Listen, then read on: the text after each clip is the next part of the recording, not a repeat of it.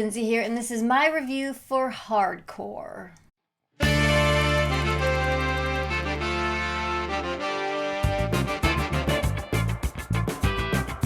When I've done reviews, it's always been for new theatrical releases, but I also go see a lot of older movies, sometimes for the very first time, so I thought, hey, why don't you do some reviews about them? So here we go. Well, just this past Friday, I went down to Alamo Drafthouse and saw the 1979 film Hardcore.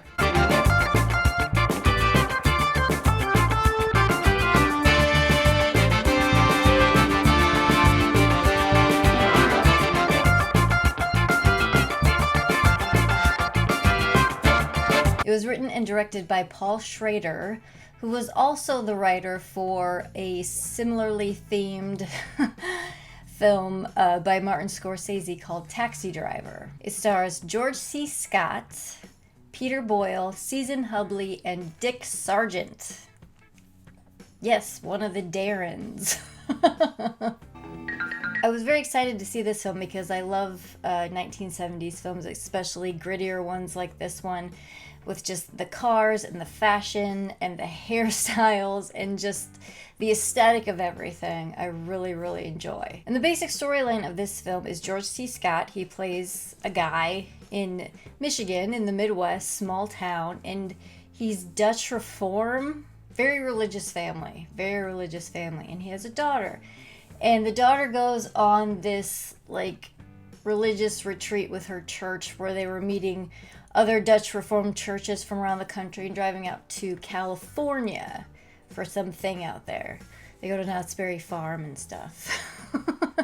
Time comes for them to return to Michigan, and his daughter turns up missing. So he flies out to California first thing with his brother-in-law, who's played by Dick Sargent, and they hire a private investigator, Peter Boyle, and the private investigator discovers an adult film starring none other than the guy's missing daughter. Turn it off!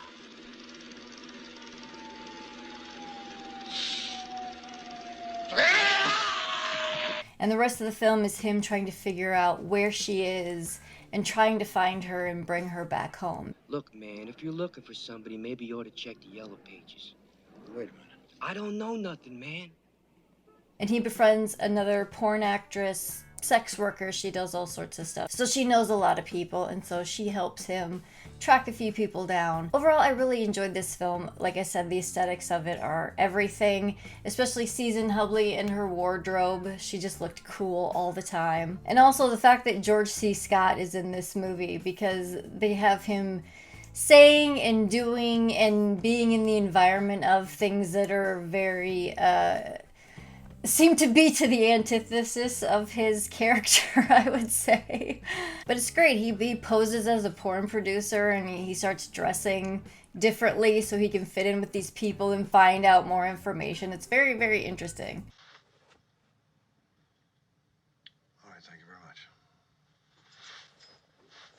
And this film was actually shot in actual working porn shops and sex shops in California, in LA and San Diego and San Francisco. One place that this movie does fall short is in the pacing. There's a lot of spots where it drags. I wish that Susan Hubley's character would have been more part of the picture sooner, because when their dichotomy together and their dynamic and the way that they related to things was, I think, the best part about the movie, their relationship. So I think the film would have benefited with more of that. Now then, it's all worked out. It's fixed. More or less. I thought I was fucked up. And it has some really, really interesting scenes in some of the sex shops, and also when George C. Scott, he's pretending to be a porn producer because he's trying to find the guy that's in the movie with his daughter, because he's trying to go step by step to figure out where she is.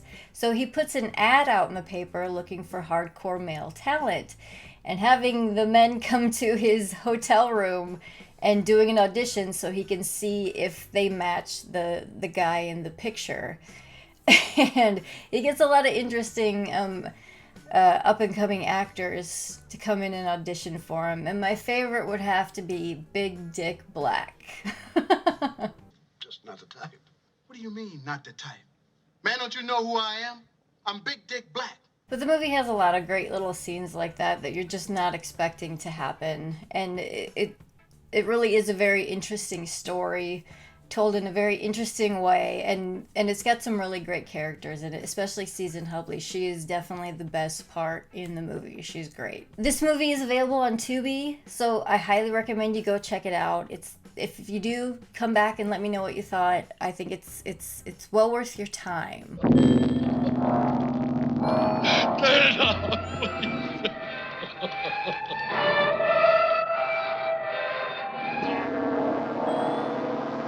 That is gonna do it for this little retro review.